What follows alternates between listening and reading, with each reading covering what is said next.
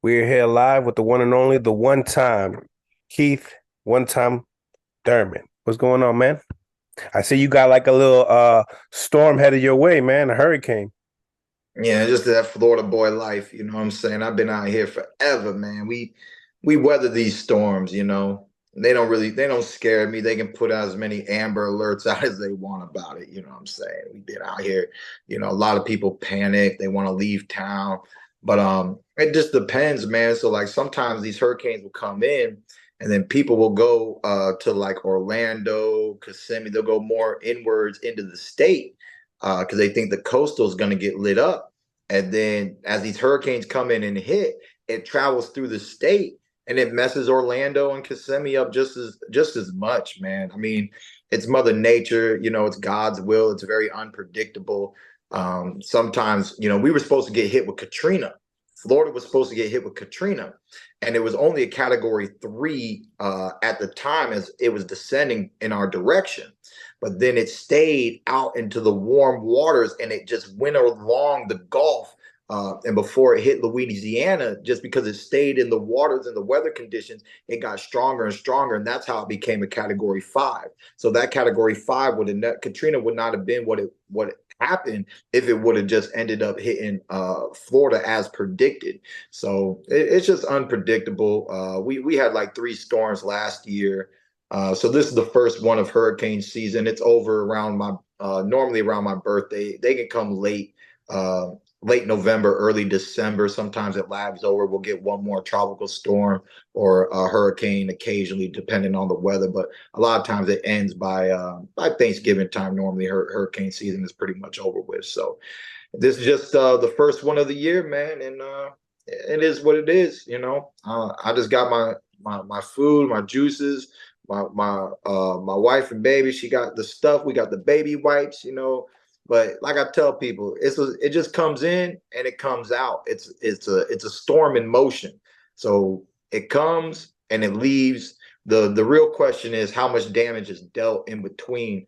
Kind of like a fight, right? You know, round by round, you know, a fight's going to be over with. How quick, how soon, how much damage is dealt. And for us, the damage is really in the trees, man. It's the debris.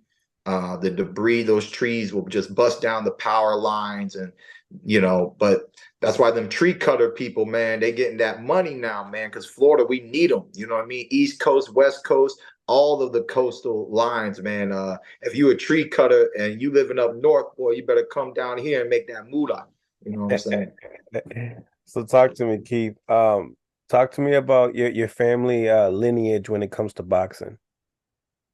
Shoot, I mean, I'm the boxer in the family, you know. My mother was a decent athlete in her high school years. She did basketball and volleyball. She had good height for a woman. And then my father, he was a wrestler in high school. But my parents met in Ohio, you know, out there outside of Cleveland. Menor, I don't know if that's the county, Menor, Painesville, Perry. My grandma lives in Perry right now. That stuff is just a little drive outside of downtown Cleveland, you know. So my whole family is really from Ohio. I was born and raised here in Florida. I'm a Polish, Hungarian, African American mix. That's why them boys never knew what I be about. Boy, they can't figure this face out. You know what I'm saying? They can't figure this face out. That you know, that Polish, Hungarian, African American boy. They think I'm Latino. You know, I didn't get the afro. I didn't get all them little curls and them locks. You know, it just is what it is, man. And then I was raised here in Florida, so a lot of people thought I was Spanish growing up.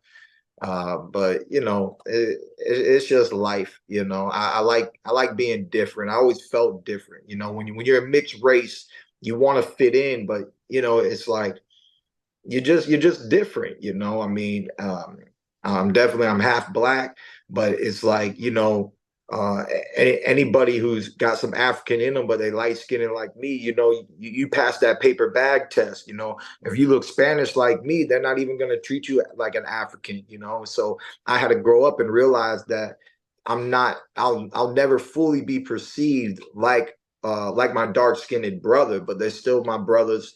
You know, we're still all one family at the end of the day when you're wise enough to look past pigment. You know what I'm saying? The ignorant falls short of that wisdom. You know, seeing color as something superior, where um, it's not. I was listening to a nice little IG drop from this Rastafari, and he said, "What color is righteousness?" You know, righteousness has no color, man. There's no white righteous, black righteous, yellow righteous. You know, righteousness comes from the heart, man. You know, and so that's life, man. And some of us have the eyes to see, and some of us just lack that wisdom and live in fear. You know, but yeah, man, that's just a little bit on my story. Man, I appreciate that. Um, you know, Keith, your style, you was a former champion. Your style, I always had you beating Errol Spence. I felt like your style, your movement could always complicate things. I know that at one point in time it was hard for you to get that fight. You was at the top. He wasn't, he hasn't, created his name, had no attributes when it came down to, he didn't have no accomplishments yet. Now he became unified. He had a problem, giving you the opportunity. Now we have the Errol Spence fight with with Crawford, but in the same time, it's like you're inactive. Was the inactivity because you had kids, you had another sibling? Like, what was the inactivity? What was the reason for it? I mean, after the Pacquiao fight, I wasn't really happy with myself. But eventually we got the call to come back. It just was an ironic call because COVID ended up hitting, right? Once Mm-hmm. COVID hit, it just threw everything off. And what a lot of people don't understand is really what happened in that time frame. And I got the phone call. It wasn't directly from Al, but it was definitely Team Heyman. And they said, "Hey, look, we're about to fight with no fans. Sports is coming back, but it's coming back in studios." And they were still working with Fox, putting on fights with Fox Network. So they said, "We would like you to come into the studio and fight with no fans." And this conversation was one of the shortest conversations of my life. I said, "That sounds boring." Okay. I said, "No, thank you." Right. Okay. Now, why? Now, see, at the time, COVID just kind of happened. We didn't really understand what was happening with COVID, and we didn't understand the impact of COVID, right? Mm-hmm. So what happened was they got a clear, direct message from me directly, not my team, not my trainers, not anybody like that. They got a message: Keith Thurman wants to fight with fans. And I didn't know how long that was going to take to occur. Yep. You know, um, looking back at it, I should have took the fight. And if you guys know your boxing history, that fight got handed over to Sean Porter. Mm-hmm. Sean Porter fought some European no-name dude, and they fought in studios with no fans. On the same phone call conversation, I didn't even ask, "How much money you gonna pay me?" I didn't even ask, "Who do you want me to fight with no fans?" My my interest was so little. Now looking back at it, I probably should have just called Al directly and said, "Hey man, what's this really all about?" And if I would have heard a little bit more of the story, look, we just want to keep you moving, we just want to keep you active, get you that fight back off of Pacquiao, keep you in the ranks, maybe get you, a shot back at the title as soon as possible, yada yada yada. It would have been beneficial for my career, but I just saw it. I fought Pacquiao, pay-per-view, sold out the MGM Grand. This is just lit. Mm-hmm. Okay. I could have fought to the death that day. Okay. For the fans, for Caesar himself, that gladiator mindset, all that energy, that energy that dates back for thousands of years of tradition. It Yep. was there that night. And Mm-hmm. that for me, that was a dream come true because that's what I've always done in my heart of hearts. I'm a warriors, and I've always wanted to be on that stage. So I got that all but my hand being raised on the final bell. But after that adrenaline, after that high, you Hmm. know, studio, Got no it. fans, like it Because just win or lose, sounded your so stock right. goes up regardless. It would have been good for my activity, but I wasn't even thinking like that. I was thinking about my pleasure. I was thinking about my fix and my addiction to this game that Keith Thurman put his heart into. Hmm. Unlike a lot of y'all naysayers don't even understand boxing. You know what I'm saying? Keith Thurman chose this life.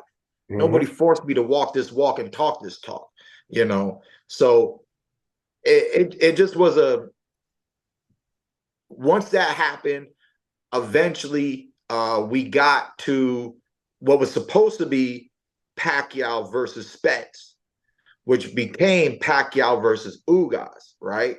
Hmm. And that was where we kind of saw, okay, we can kind of bring fans back into Vegas, but it still took them, that happened in the summer, and it still took them several months before I got to be in Vegas and I got my fight with Mario Barrios last February.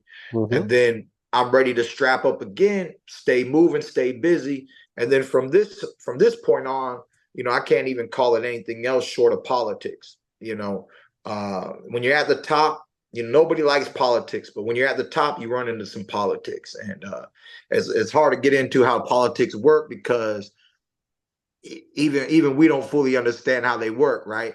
I Yeah. mean, I got Spence to be mandatory, right? They mandated it. WBC, belts, sanctioning bodies, boom, mandate the fight. Fight still don't happen. Fight Hmm. still drops out, right?